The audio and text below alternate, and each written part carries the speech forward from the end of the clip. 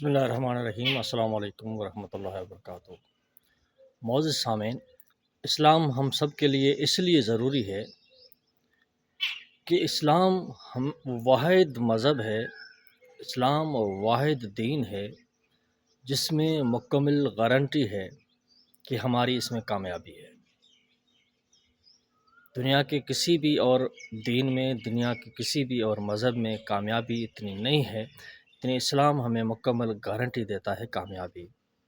اسلام اللہ کا بھیجا ہوا دین ہے اور اسلام ہی ہمیں سیدھا راستہ دکھاتا ہے۔ اسلام وہ راستہ دکھاتا ہے جو اللہ پاک نے انبیاء علیہ السلام کو دکھایا اور انبیاء علیہ السلام نے ہم اس امت کو دکھایا۔ تو اسلام اس لیے ہم سب کے لیے ضروری ہے کہ اسلام اس پوری انسانیت کے لیے بھیجا ہوا اللہ کی طرف سے دین ہے۔ دوسری بات یہ ہے کہ اسلام ہم سب کی ذمہ داری ہے۔ اسلام ہم سب کی ذمہ داری اس لیے ہے کہ اللہ پاک نے اس امت کو یہ ذمہ دیا ہوا ہے کہ یہ اسلام آپ کو قیامت تک آنے والے سارے انسانوں تک پہنچانا ہے۔ تو قیامت تک آنے والے جتنے بھی انسان ہیں ان سب تک یہ دین پہنچ جائے، ان سب تک یہ کلمے کی دعوت پہنچ جائے، ان سب تک سیدھا راستہ دکھانے کے لیے ہم پہنچ جائیں، یہ ہماری ذمہ داری ہے۔ یہ ذمہ داری پہلے اللہ پاک انبیاء علیہ السلام کو دیا کرتے تھے۔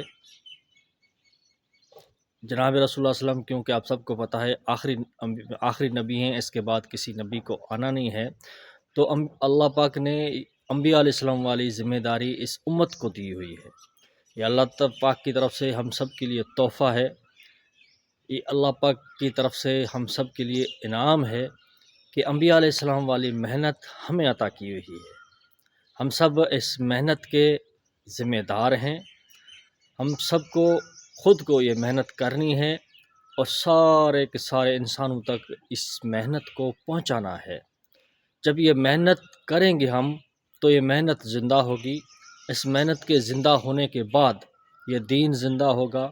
جب یہ دین زندہ ہو جائے گا تو پھر دنیا میں حقیقی محبت، حقیقی خوشیاں آ جائیں گی۔ ایسی محبت، ایسی خوشیاں جیسے صحابہ کے دور میں ہوا کرتی تھی۔